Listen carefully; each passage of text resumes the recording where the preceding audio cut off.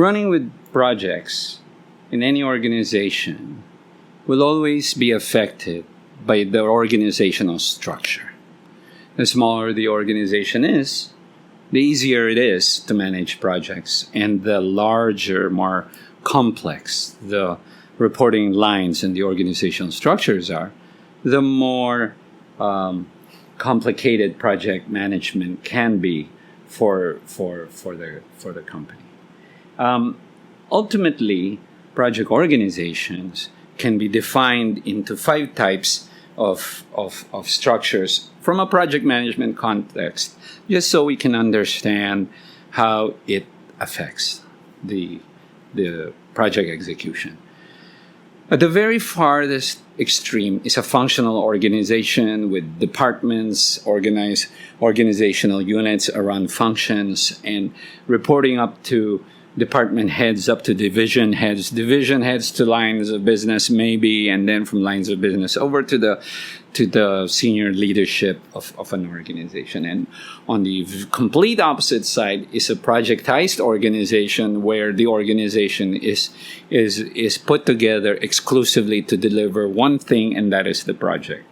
So let's think about so most of you will come from a functional organization. You probably belong to a technology company or a manufacturing company, or you belong to a process-based company, and you report according to lines of business, who reports to divisions which represent large chunks of functions, say billing, revenue, customer service. And then inside them are departments, right? The analytics department, front line, back office, whatnot. And then over to the opposite side is what is a projectized organization. When you look across the street over there where you're sitting, and you'll see a construction over there, that is a projectized organization. Almost 90% or more of that organization across there building that building, constructing that building, is dedicated to doing nothing except that project. As a matter of fact, if you notice, that crane has been sitting there all these months because that crane has been dedicated to that construction project until it's no longer needed, where it will then be on standby in some lot somewhere where a next project might happen. That contractor over there, the carpenters, they are dedicated only for that project, and they come on board when it's best to bring them on board, and they do nothing else. They don't have a regular job. Their only job is that construction work. So you have a good idea of what a projectized organization. Why is that important? In a projectized organization, the project manager's whole role and authority is high to almost total. He is the ultimate authority in making decisions for the project. He's given a clear charter or terms of reference. He's got a clear budget. He's got a clear timeline. He's got milestones. The plans have been approved. He executes it, and he has high to almost total authority over the project.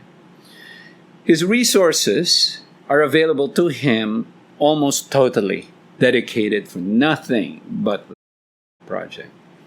And then a project manager typically has a finance team who manages the project budget, versus, say, for example, the functional organization that we will talk about later, right?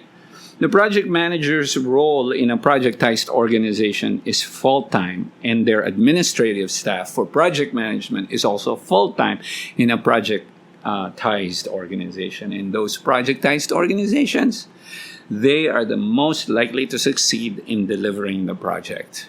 Anyone else in this various different types of structures struggle to deliver on that project, and those guys over on the left side, they will only deliver probably 20 to 30% of the time on scope, on budget, and on cost.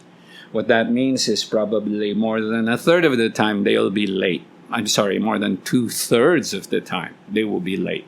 Most often than not, maybe a quarter of the time they will be not on scope or quality. Many of those guys in the functional organization will deliver on budget because of the tight corporate governance around treasury and procurement and finance, right? But nothing else is. There's, and that's why they struggle. And so in a functional organization, the project managers has the title but has no authority over anyone. This is the classic case of where a project manager leads without authority. And only the best leaders in the organization succeeds in making this happen.